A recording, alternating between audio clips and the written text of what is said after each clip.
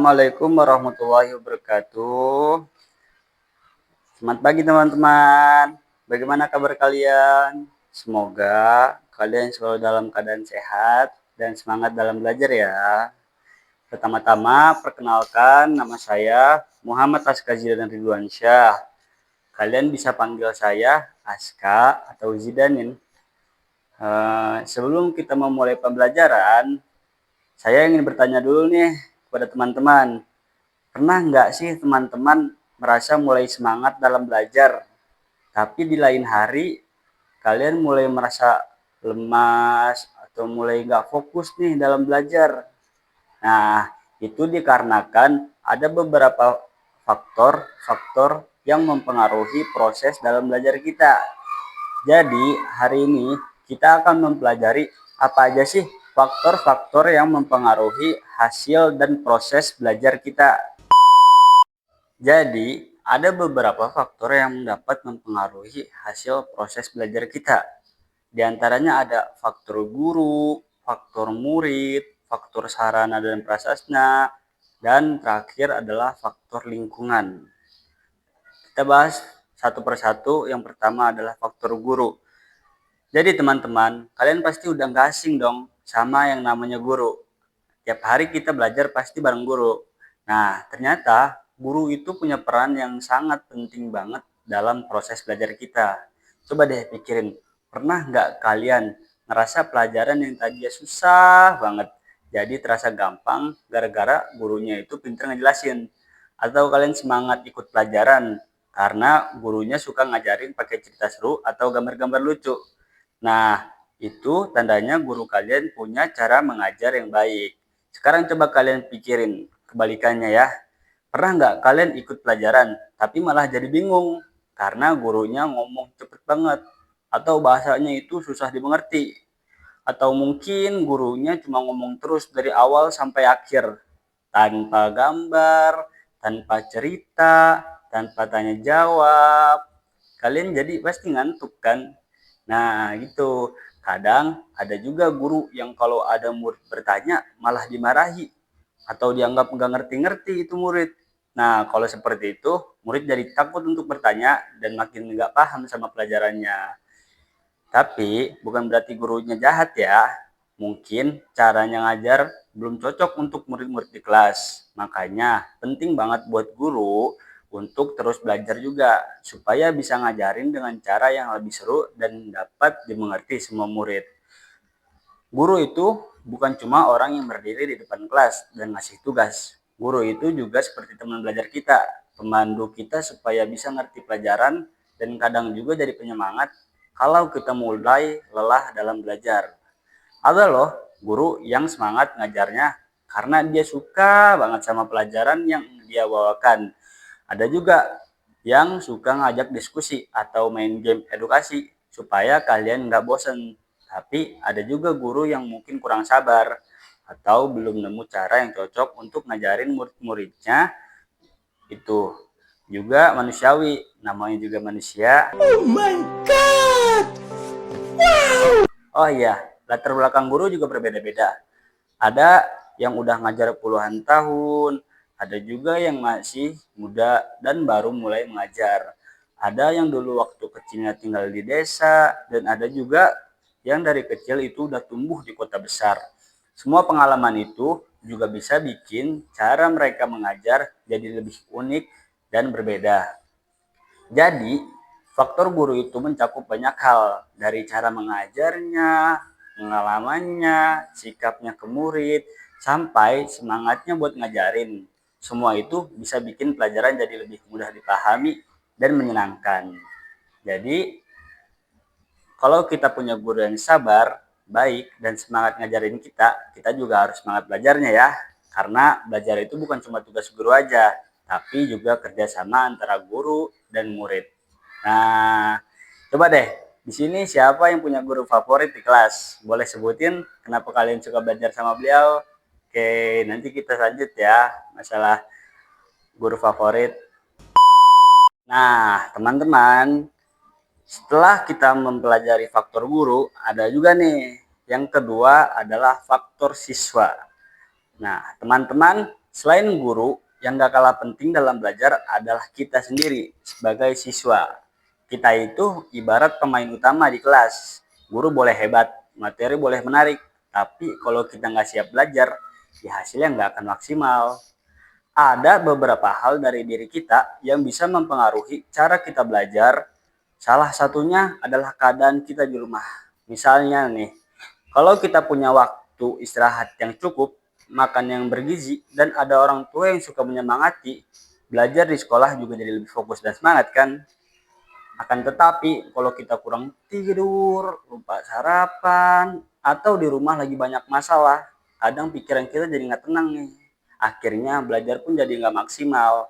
Jadi, suasana dan kebiasaan di rumah itu juga bisa mempengaruhi bagaimana kita menyerap pelajaran di sekolah. Selain itu, ada juga yang namanya kemampuan dasar. Misalnya, bisa membaca lancar, menulis rapi, menghitung cepat. Nah, kemampuan-kemampuan ini adalah bekal penting supaya kita bisa mengikuti pelajaran yang lebih sulit nanti.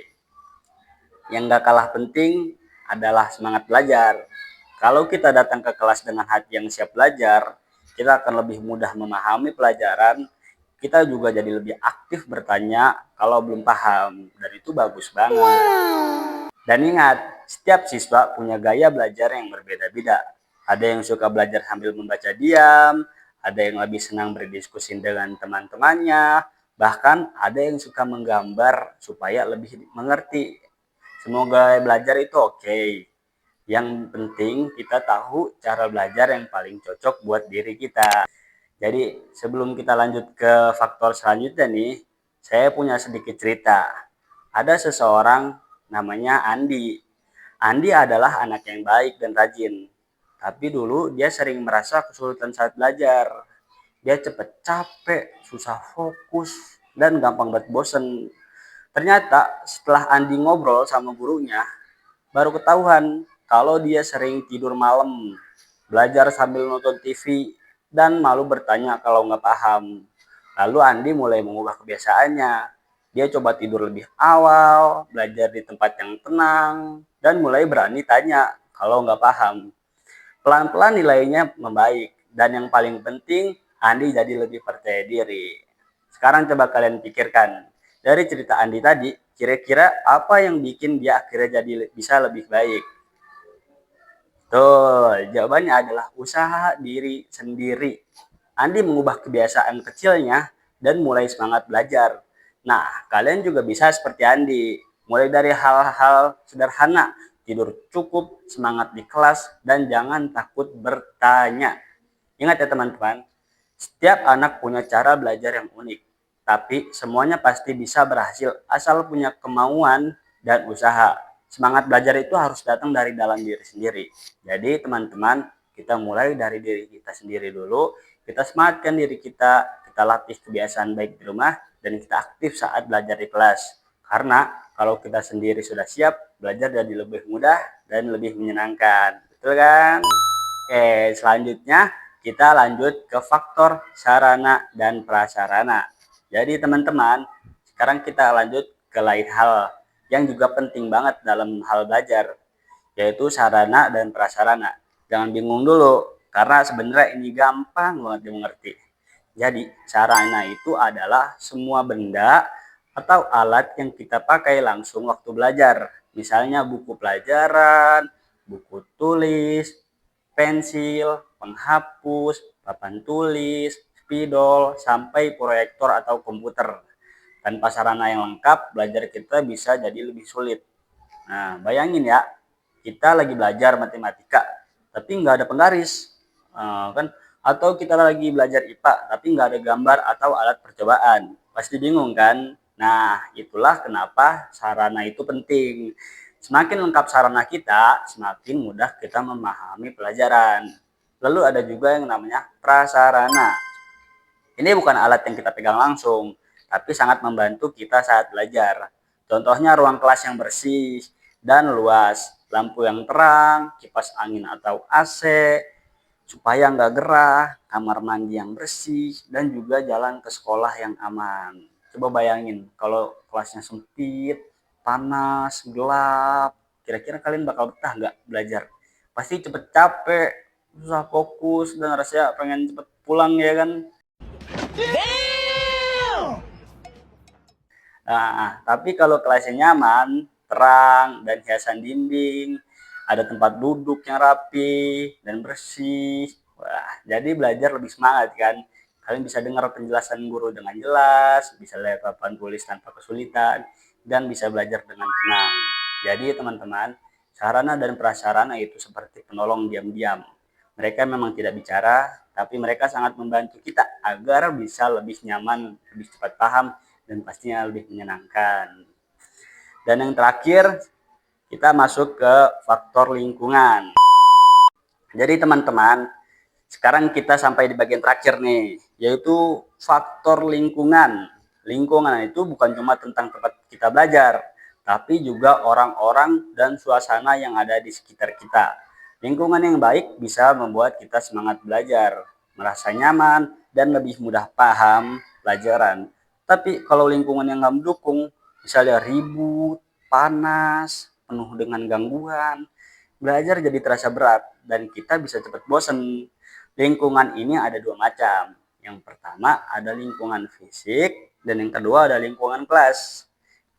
Gini maksudnya, hal-hal yang bisa kita lihat dan rasakan langsung di ruang belajar, contohnya seperti jumlah teman sekelas, cara kita duduk, dan bagaimana keadaan ruangan itu sendiri.